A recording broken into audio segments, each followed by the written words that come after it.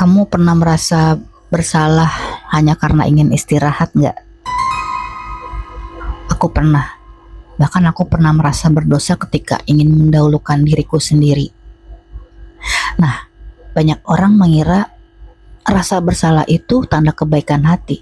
Padahal, seperti yang dikatakan oleh David R. Hawkins, guilt atau rasa bersalah itu adalah level energi yang terendah karena ia menguras, mengikat, dan membuat manusia tidak bebas memilih. Rasa bersalah itu bukan cahaya moral. Ia adalah jerat halus yang membuat kita menjauh dari diri sendiri.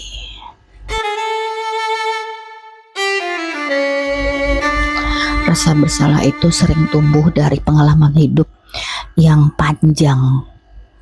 Ada orang yang bertahun-tahun hidup atau bekerja di lingkungan yang menuntut dirinya untuk selalu siap, selalu sigap. Tidak boleh bilang tidak, bahkan tidak boleh istirahat.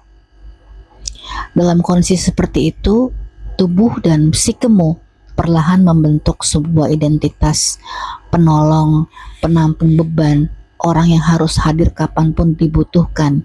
Dan kadang tanpa sadar, kamu menjadi sosok yang selalu diberi beban karena kamu selalu mau. Dan ketika suatu hari kamu berhenti sebentar saja, tubuhmu langsung mengirim sinyal seperti ini. Awas, kamu akan mengecewakan orang-orang. Padahal itu hanya memori lama yang sedang memutar ulang ketakutan yang sama. Banyak perempuan, terutama yang bekerja dalam perawatan, advokasi, atau profesi yang dekat dengan penderitaan manusia, itu membawa keyakinan terdalam seperti tugas hidupku adalah menolong. Atau kalau aku mendahulukan diriku sendiri, maka aku berarti egois. Keyakinan ini memang terdengar mulia, tapi jadinya malah tanpa batas.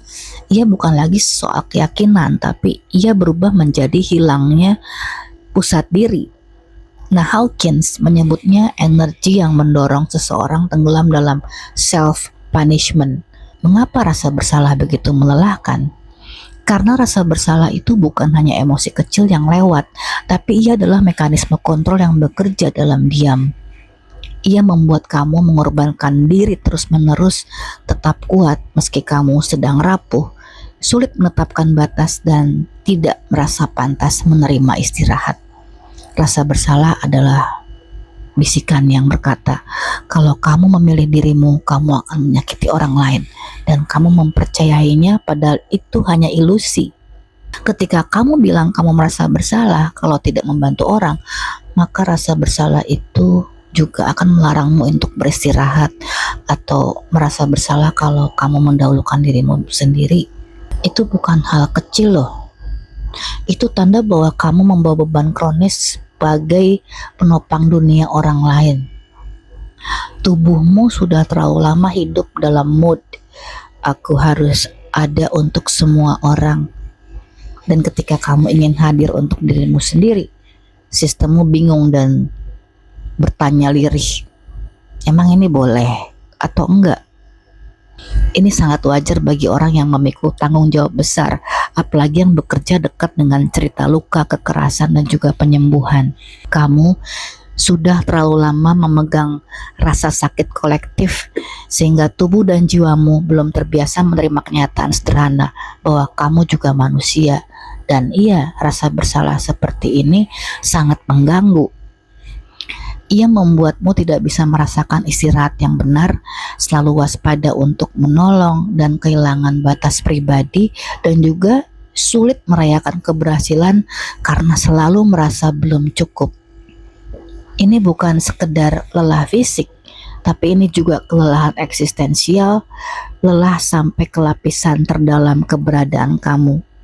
Lalu apa ya yang harus kita lakukan?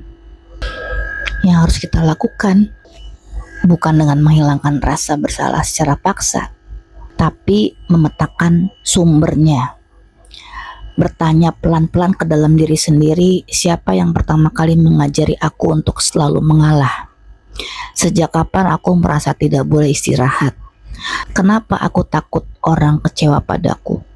Dan ketika aku menolong orang, apakah itu sebuah pelayanan atau ketakutan ditolak. Dari pertanyaan-pertanyaan itu, kamu bisa mulai menggeser perspektif bahwa menolong itu pilihan, bukan kewajiban moral. Mengalah itu bukan selalu kebaikan, kadang itu tanda hilangnya batas. Istirahat itu bukan dosa, tapi ia adalah syarat agar kamu bisa hadir dengan sepenuh diri.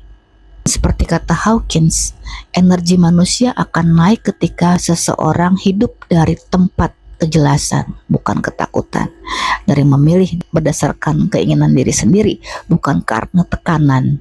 Dan kalau kamu adalah seseorang yang sering banget merasa bersalah, selalu merasa harus ada untuk semua orang, atau diam-diam merasa nilai dirimu tentang dari seberapa banyak orang yang kamu tolong, padahal dirimu sendiri juga belum pernah kamu dengarkan, maka mulai sekarang lakukan satu hal.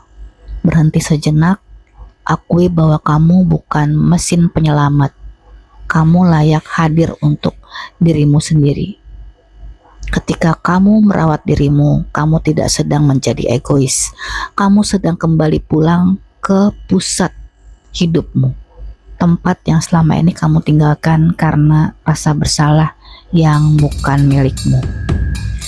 Sampai jumpa lagi lagi takut dalam perjalanan batin berikutnya. Bye.